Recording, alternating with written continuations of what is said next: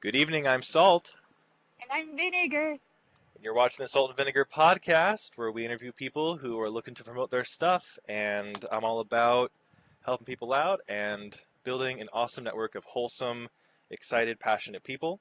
Today we are here with Shakespeare and me, a cosplayer based out of Seattle. Claire Koleske, could you tell us a bit about yourself? Yeah, thank you so much for having me on the podcast. I'm really excited to get to chat with y'all. Um, my name's Claire. I use she, her pronouns. I'm based out of Seattle, Washington, but I am originally from Albuquerque, New Mexico. And as we were talking before that, I was in Virginia. Um, Right, but yeah, I'm a cosplay artist. I have been doing cosplay since about 2019. And before that, I was a dramaturg and an actor on the Seattle theater scene. the theater scene. Well, that just segues right into my first question here, which is what drew you into theater? For me, it was voice acting. I really liked, obviously, much younger, and I know this isn't obviously what acting truly is, but I really liked doing voice impressions. And then as time went on, I really liked learning about the voice and projection exercises. What was one thing that drew you to theater early on? Mine was actually Shakespeare. I was, I think I was like 6 or 7 years old the first time I heard Shakespeare, and it was on the PBS show Wishbone. Wishbone. I think I've seen that. It's the show with the like little spotted dog who Oh, uh, yes. goes through classical literature. It was very popular in the mid 90s, I want to say, early to mid 90s. I was born mid Um, 90s, so nice. I watch Yeah. reruns, if that. cut the Yeah. good reruns on Saturday morning. Yeah. Ugh. But that was the first time I heard Shakespeare, and I was I the instant I heard it, I was like, I'm in. I want this. This is cool. This is amazing. And so yeah, I started doing theater because I was so interested in Shakespeare. And I did theater all through high school, and then I majored in it in college. I did a double major in theater and English, and so my username is actually from. I used to have a Tumblr, and I thought I was Mm. going to be, I thought I was going to be a Shakespearean actor, and then I thought I was going to be a Shakespearean professor. And now here we are making cosplays under that handle.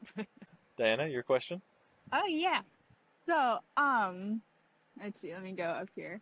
So, I saw recently that you're at the Comic Con, the ECCC. How was that? Oh my gosh, it was amazing. I so because I started cosplaying in 2019, I went to Comic Con that year, but I didn't really know anyone yet. And then obviously Comic Con 2020 was canceled. And then in 2021, I went for just one day to with one of my friends who was competing in the competition. So it was mostly about like making sure she was ready to compete, and like there weren't really any panels that I was interested in. There weren't really any other people I knew who were going. And it was really, really fun to just kind of watch her go through the cosplay competition and kind of see behind the scenes at that. But it was also like a really long and exhausting day. This most recent year, the same friend who I went with in 2021, she put together a panel about book specific cosplays. And so I got to meet three other people who I had only ever met online. One of them was the person who originally inspired me to get into cosplay, because I saw her Feyre back in like 2018. And so it was a really magical experience, getting to hang out with some good friends, getting to meet and make new friends. I got to go to the Mummy. Because, like, Yeah. I've only ever gone as a fan, so I was like, I wanted to ask this question because I was curious on, like, what someone who is, like, in the panel or, like, has done something, like, what the other, like, side of it is, the other viewpoint. now that I've kind of seen how everything works, or not how everything works, but having, you know, a friend who's competed in the competitions and then having gotten to be on a panel, um, it really didn't feel that different from being an attendee, because, uh, you know, you're kind of, I guess, I don't know, you're talking to people about your passion pretty much all day, whether you're seated at a table in front of people or if you are, you know, just kind of running into people in the lobby and they're saying, hey, I know that character, I love that thing. And it's really cool. Comic-Con makes me very emotional when I think about it because it's a group of people. It's all these people who have come together because they love something so much they have to do something about it. Like Yeah. they all are so excited to be there and happy to be there, and it's like, Right. To me, it's a lot like a mixer.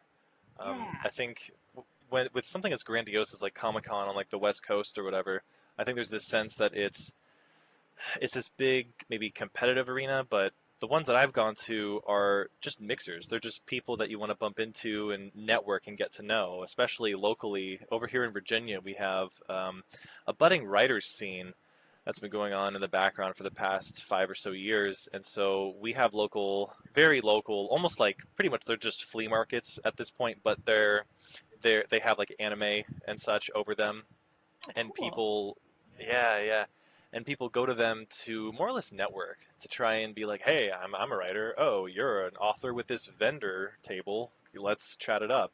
So, And I know we went to one recently in July, and one of the artists, she showed me a little bit on Procreate.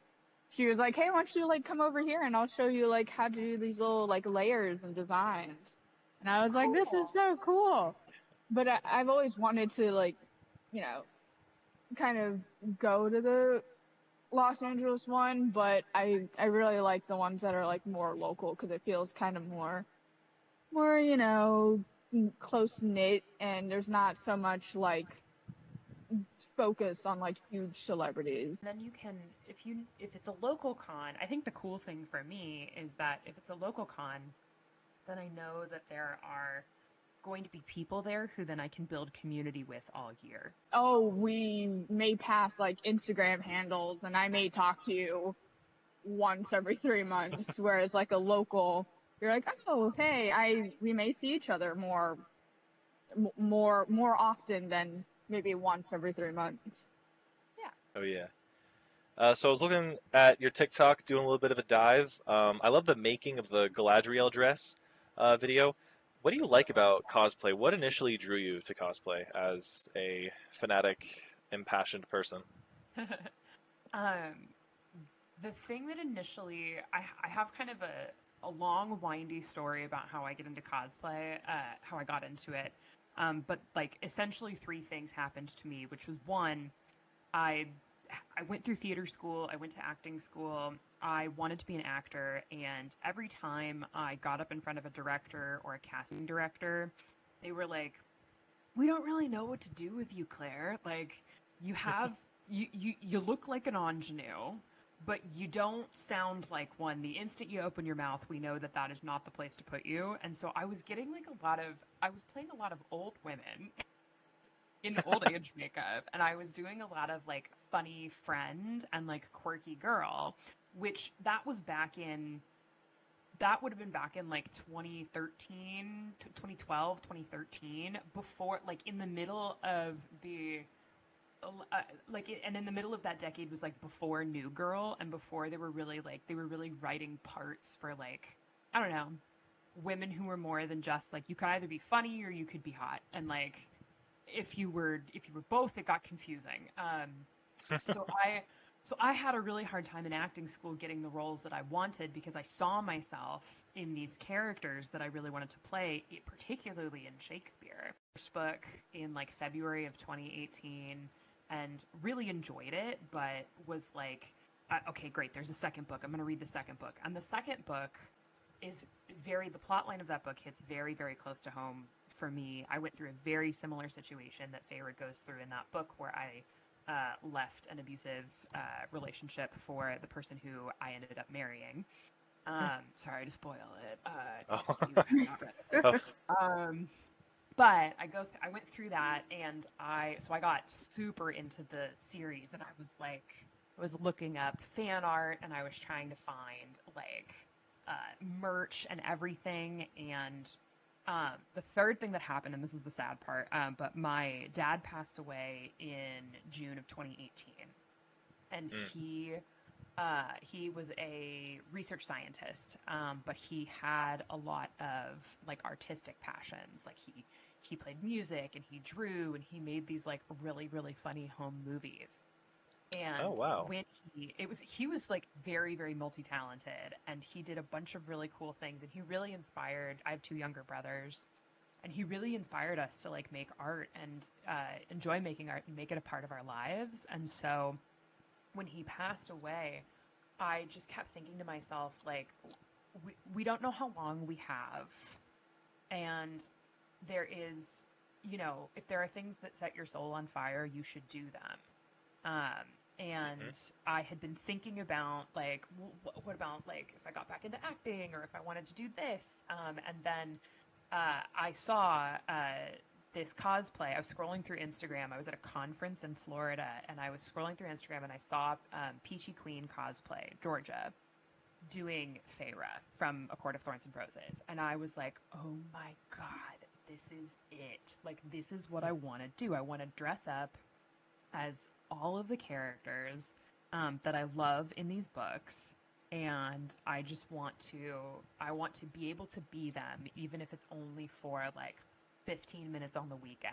Like, and that's my very long story, but that's like how I ended up doing cosplay. No, that is of course such a human story. My condolences for your dad.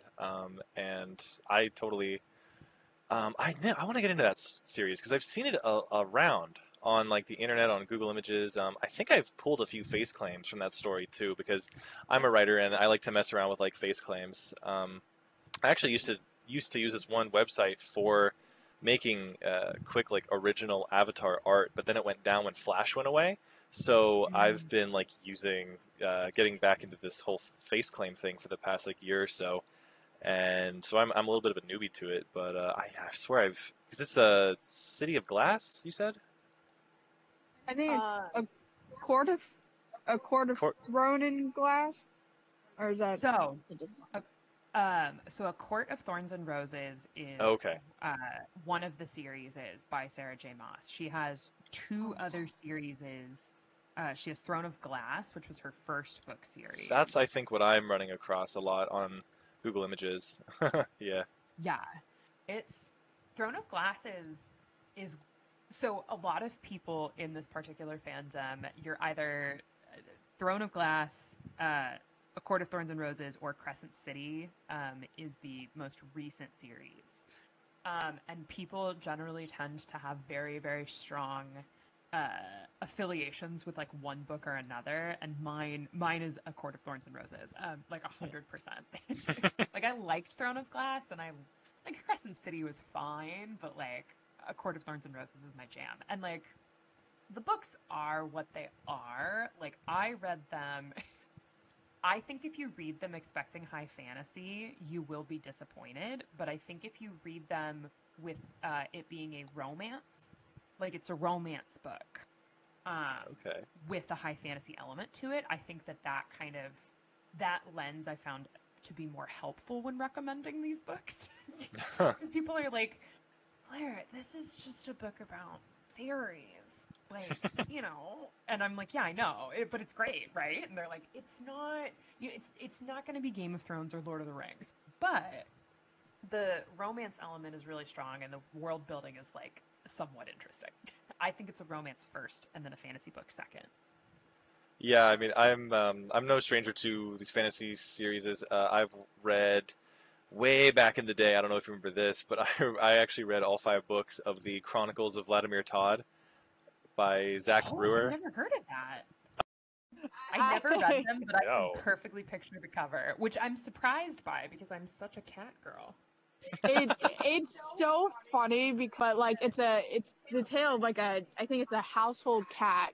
He gets lost in the forest, and all of a sudden he's like pulled into this world of like the different clans, and there's like some of them with powers and stuff. It was my first like thing, and I was like, oh wow, this is fun. And then I named my first guinea pig after one of them. I've read that first book, the Lightning Thief, but I haven't read any of the other ones. But people keep saying like you need to just finish the series. I do recommend the first one. I haven't read what I call the second wave, which is what he takes. I think it's like a Son of Hades or something, and he makes like a whole like a sequel series to the Percy Jackson one. I haven't read it because sometimes I just like to end worlds. So do you have a favorite character from a Thorn? And it's the roses one, correct? That was your favorite? Yes. Do you have a favorite like character you like to cosplay as from that one? My favorite is Feyre. I love getting to cosplay her. She was the first character that I cosplayed. Yeah, I think it says a lot about people when they self-identify as characters. And I really do think reading books that other people recommend is the sixth love language. My youngest brother and my mom watched that whole show, and they were like, "You probably like it. You should watch it." It's really, she has an episode where they run into people who do, what is it, when people, like, RP in real life as medieval Oh, people? LARPing? Yes, LARPing. Yeah. So there is an episode where someone, dies, and she has to figure out who killed him, and she runs into a bunch of LARPers, and she turns into this like medieval LARPer because she eats the brain of the person who died to figure out what happened to him, and so she ends up turning into this like medieval LARPer, and she's like, "Where art thou?" And she's like speaking in all of this, and it's really funny. Great.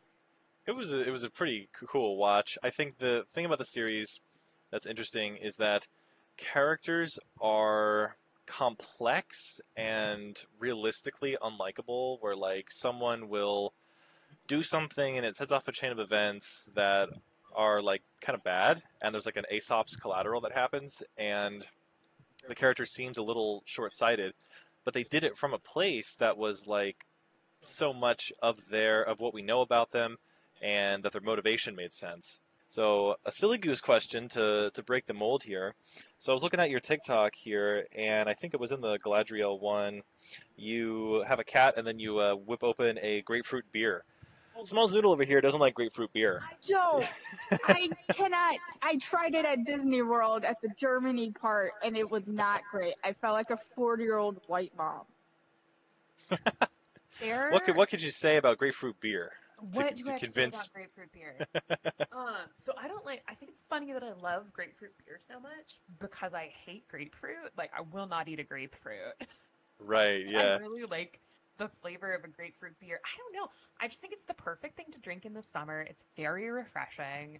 It's like generally they're really, really light on the alcohol content. So like if I'm doing a big sewing project and I kind of need more brain cells, like I guess it's Yeah. Okay. So you mentioned D&D. That's really cool. So SmolsNoodle and I like going out to a local LGS, and they have a bunch of D&D stuff there, and we're always looking to get into D&D, and I've actually got quite a few D&D books, but I'm still just at the beginning stage. And so they all like knew each other really well, and they could come up with like characters, and so he's like an expert. And so I have like only ever casually played with him when he's like, let's get a D&D group together, and I'm like, yeah, okay. And I really enjoyed it. It's interesting depending on, because the game changes depending on who you play with, and like what everybody is bringing to their characters really influences the game, and it's so much fun. It takes a lot of time, but I think it's worth it in the end. Yeah, it's really fun. I enjoy it. Yeah, because now you are an aspiring author, and I had asked this question in another podcast actually, that people who write tend to also be driven to activities that reinforce that creative writing flex, but without writing. And I think something that is clearly D&D is a similar activity towards that front. I know for me, an interesting thing is just actually kind of just reading and getting into reading activities, as well as super cheesy, but watching like lore videos on YouTube.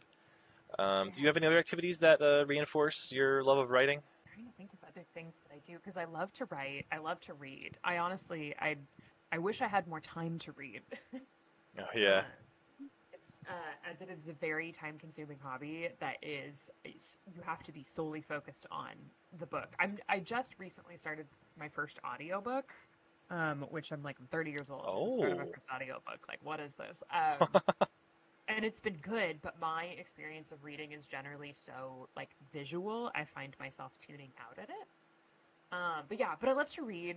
I actually really enjoy cooking. I find that there is something in that it is a really, really constructive thing, and it all comes together at the end into a dish, and there are individual parts, there are individual characters that each play a role, and in the end you get to eat something delicious, so. right. Oh, of course. Yeah, it's so interesting how cooking and baking are very different. I've noticed that baking is so much more precise, and cooking's just add butter, Yeah. and baking's get the Pyrex glass out. It's 3/4 of salt. It's oh, okay. Mm-hmm. So, SmolsNoodle, what's your next? So, let's see. What would you say makes cosplaying such a thrilling and fun experience? So it's all my favorite things that I used to love when I was an actor. I always loved the day you got your costume. I always thought that was so much fun. I don't love costume construction, but I do it. But I really love the moment when you're in cosplay and you can see yourself and you can see the character at the same time, and it's like a very strange two-way mirror where you can see both ways at once.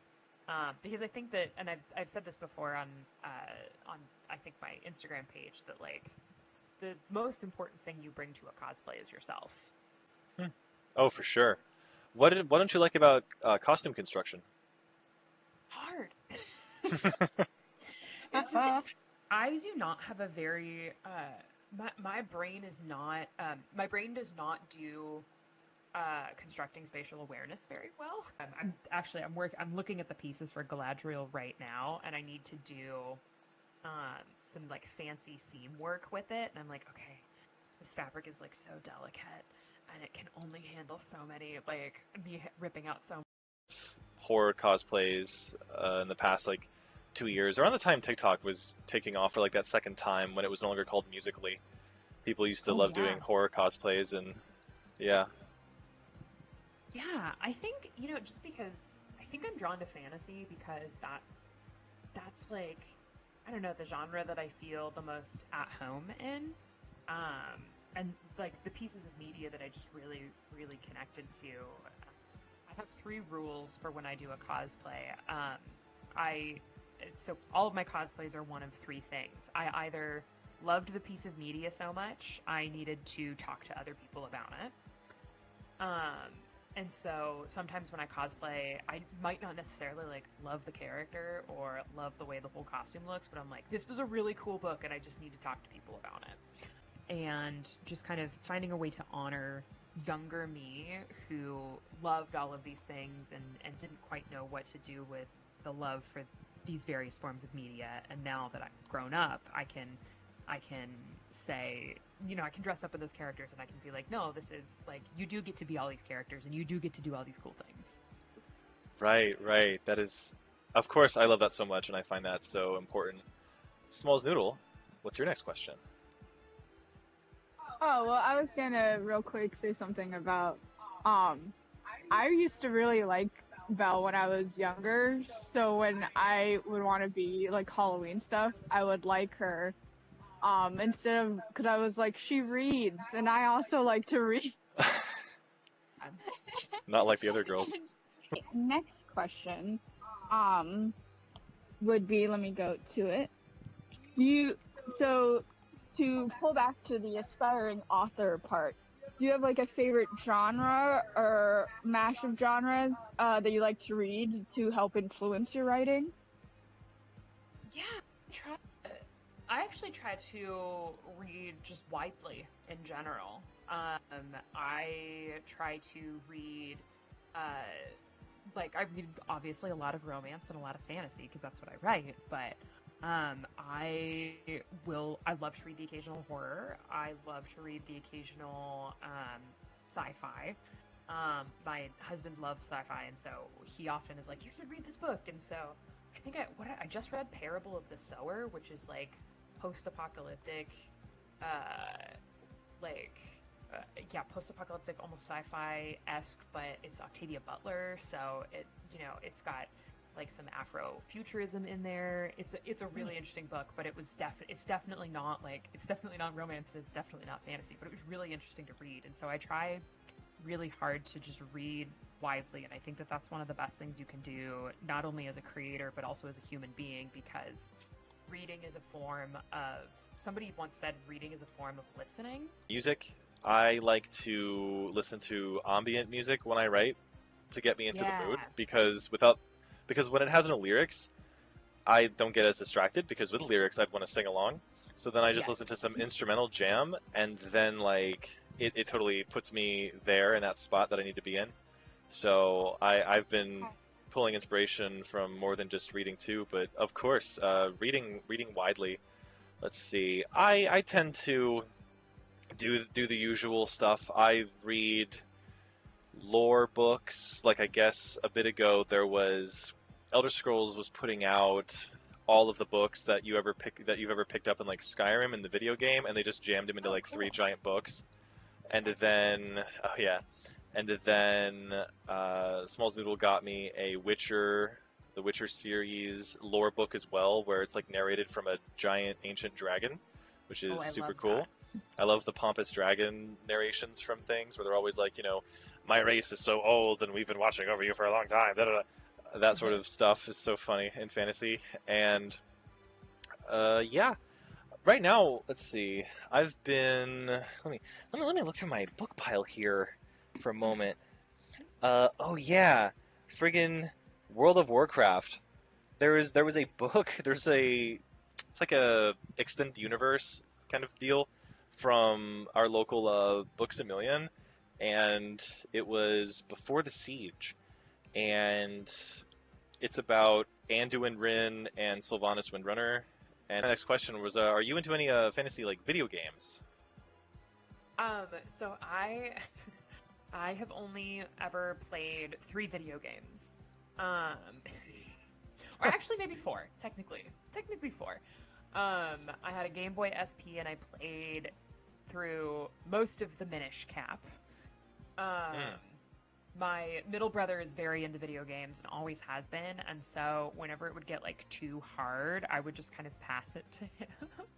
Oh wow, yeah. And so he would fight all the bosses for me. And then we had like a demo version of Dungeon Siege that we played like over and over and over again. It was only like the first 3 levels, and the universe was very, very small, and you couldn't really do anything. But I remember it being like, oh, this is fun. Oh. And then, recently, within like the last 5 years, 1 year for my birthday, my husband got us Don't Starve Together. Oh yeah. Which is super fun. And then, kind of, because we played that game together, he was like, I think we should try this Valheim game. Oh wow, people love some Warhammer. I was really watching I was watching a few lore videos of it like a few years ago, and I thought it was interesting, but I haven't committed because I'm into Magic the Gathering, and so that's where a bit of my budget is allocated right now for like board game, card game stuff. But I know people, they love them some Warhammer. Oh my god. Yeah, he loves it.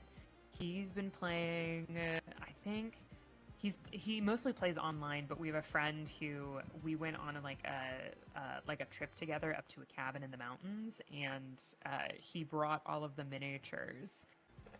And it's so sad too, because there's Magic the Gathering books. There's like, actually, they used to have like books and stuff from like the 2000s, and because that game came out in '93, which puts it before Yu-Gi-Oh and Pokemon, but it's just like I can't find any, and our LGS doesn't have any, and they're on Amazon, but I don't know. I feel weird about getting an MTG, just like series book. I don't know. SmolsNoodle, what's your next question? So, let's see. Let me go into. So, are there any characters that you wouldn't cosplay in the fantasy genre? I mean, I don't know. Sometimes I feel like I'm like trying to think. Sometimes, like if I don't have a strong connection to a character, I probably won't cosplay them. There are some characters I love in Throne of Glass that are people of color that I'm like, oh, I don't really need to cosplay them. But I do really try hard to find cosplayers who are cosplaying those characters and like make sure I share them in my stories because I'm like, yes, we need more people cosplaying these characters. But yeah, I mean, I don't know. I think I'm done with Arwen from. I really love her, and I really love Lord of the Rings. But I'm like, maybe we need to try. We need to try Galadriel. Maybe try Eowyn, but I don't know. Sometimes you put a character on and you're like, ooh, this is not clicking for me. But sometimes I found also the opposite happens where I put on a character who I was like, well, I have all the stuff to do it. I might as well. And I'm like, oh, I actually really like this. You know, it just kind of depends.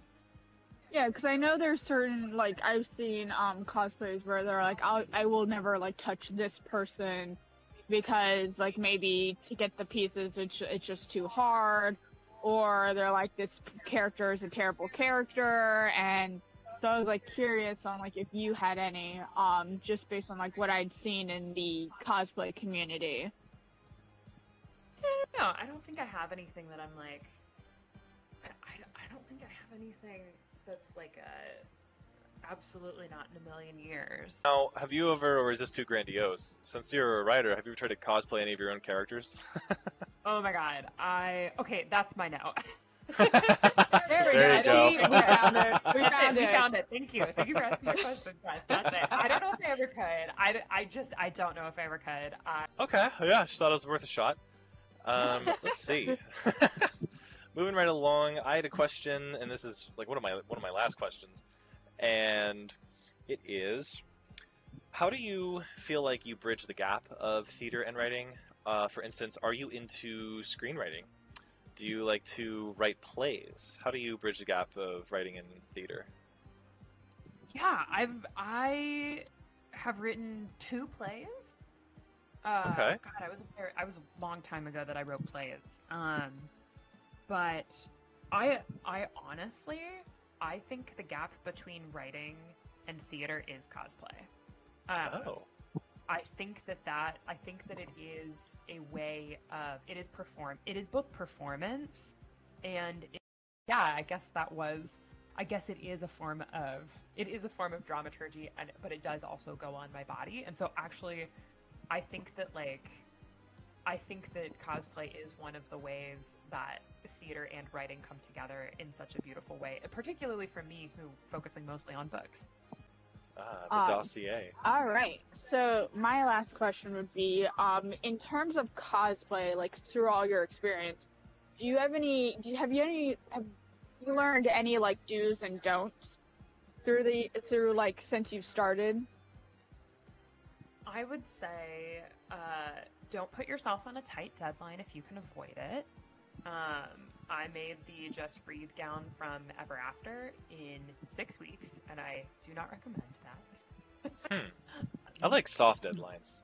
I like giving myself something to pursue, but then if it doesn't work out, I don't want to like kill myself. So it's like, I just want it to be nice and soft. Yeah. Yeah, I think I'm trying to think of anything. I always say for people starting out with cosplay, buy one item that you can use for 3 different characters, or you can use it 3 different ways. That, you know, if you're looking to get into cosplay and you're like, I think I want to do a lot of characters, that's like a really great way to make your items have a little bit more longevity and like get creative with the way that you use things. And then I would say, don't be afraid to hype other people up. Just because somebody's in the same cosplay as you, that means actually that you have something in common. It's not a competition unless you're on stage competing. Yeah, I think that everybody brings something unique to their cosplay, because at the end of the day, like, so much of it is how you choose to cosplay that character, and you are an important part of bringing them to life. Oh yeah.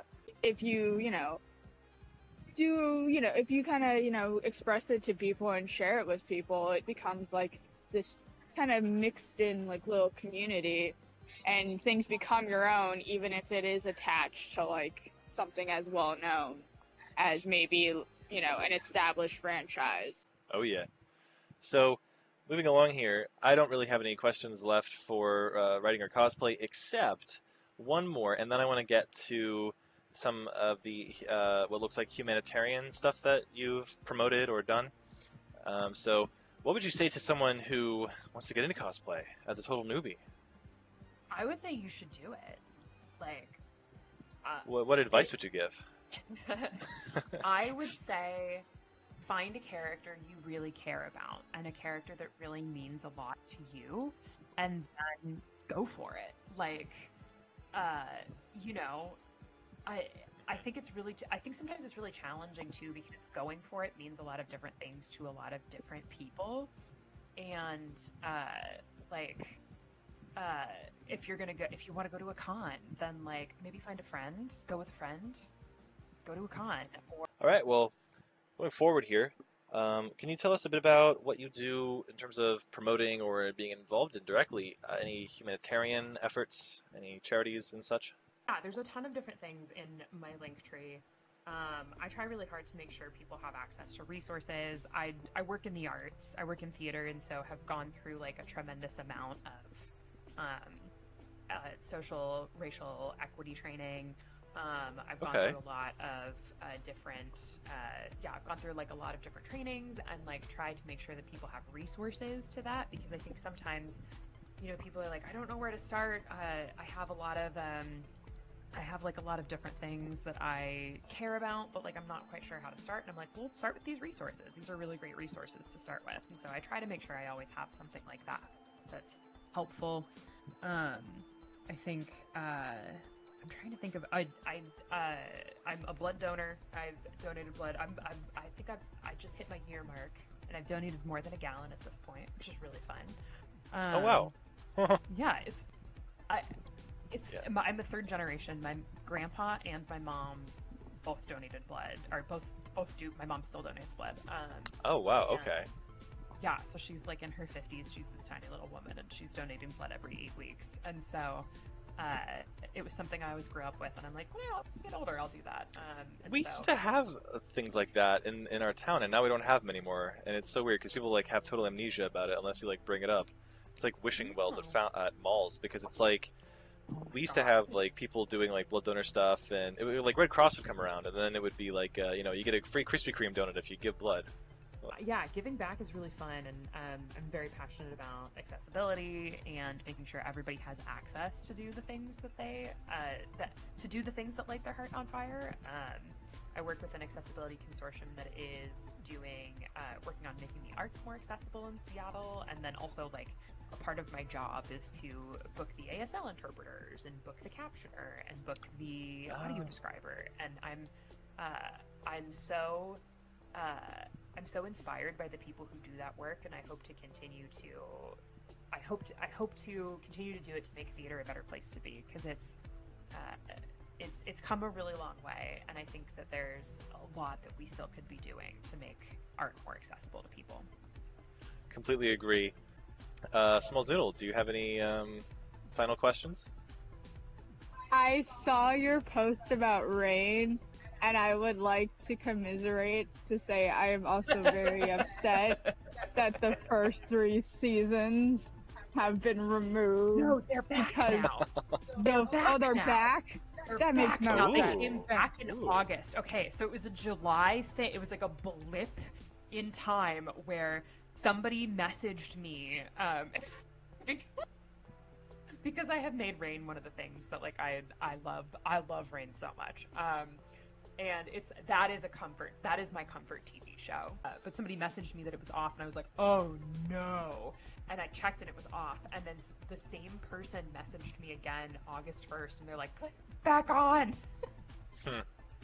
So maybe you manifested it somehow. Like in my mental health slips. I manifested it.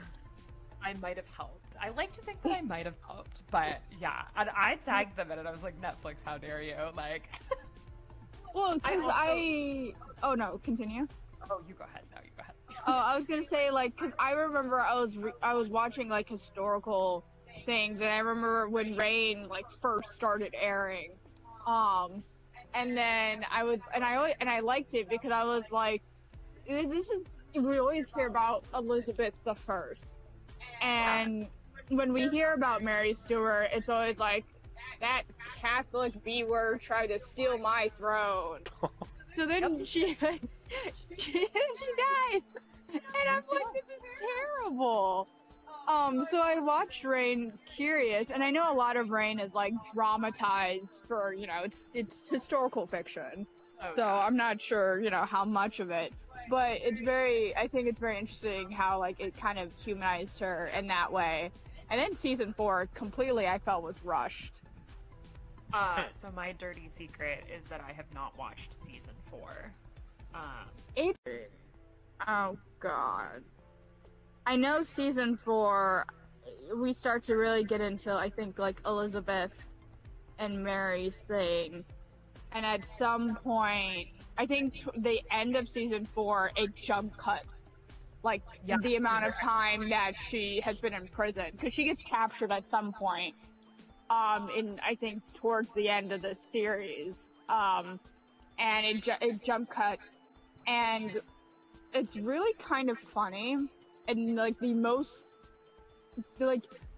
they have the budget, and yet the actress still looks young, but they just put her in a wig with gray hairs. And gave her, like, maybe some crow's feet. Oh my god. And I'm like, I'm pretty sure she was a little bit older.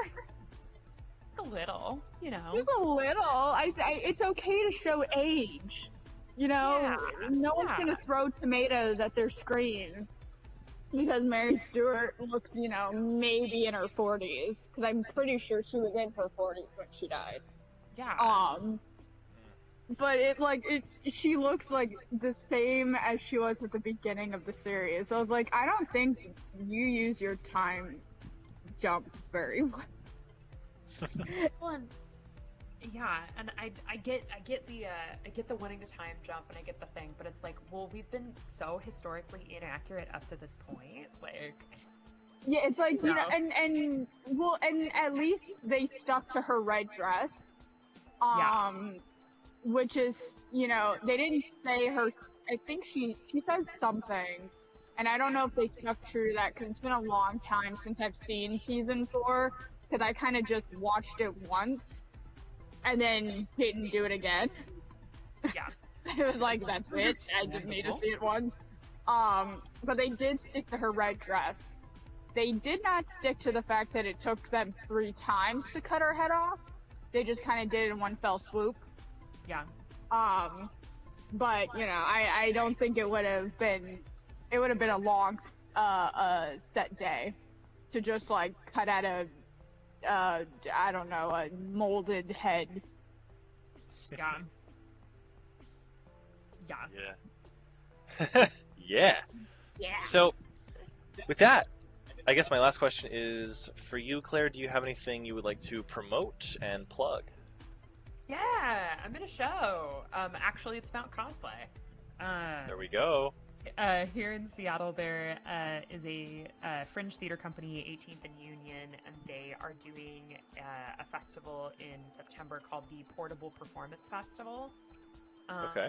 And my writing partner and I, so this is our 3rd show we've done together, and we kind of have come up with this, like, we call them duets. It's kind of like we're each doing a solo show.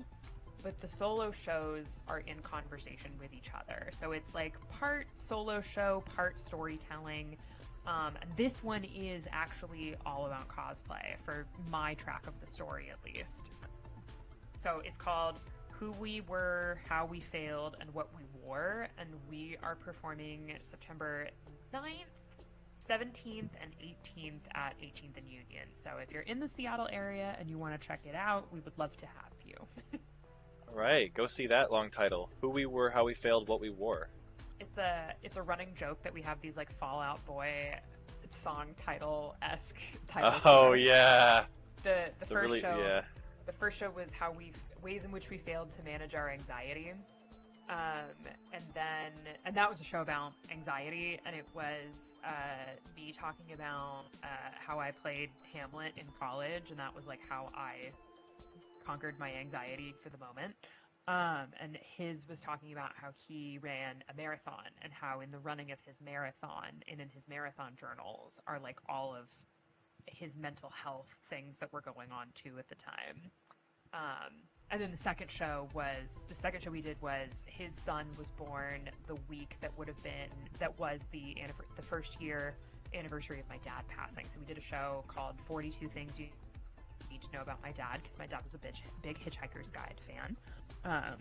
And so so this is the third show, and this is a show about cosplay and the things you wear and how what you wear becomes your identity, and how we build identity, how we shape identity, how we fail to become the people we want to be, but how we still get to hold on to how, like, the things we wear still help us hold on to We know a few people who could do like a cross-country trip like that. But Claire, thank you so much for coming on. It's been such a pleasure. Thank you for having me. It was great to get to chat with y'all. Oh yeah. It's awesome insights from someone who's been at this for such a long time. And, we can always have you on again in the future whenever you have a free spot. Yeah, would love to. Oh, yeah. And without further ado, I'm Salt. I'm Vinegar. And you've been watching the Salt and Vinegar podcast. Go ahead and check out Instagram.com/ShakespeareandMe for Claire's Instagram. And we will see her around. You have a good night, Claire. You too. Thank you so much. Yeah.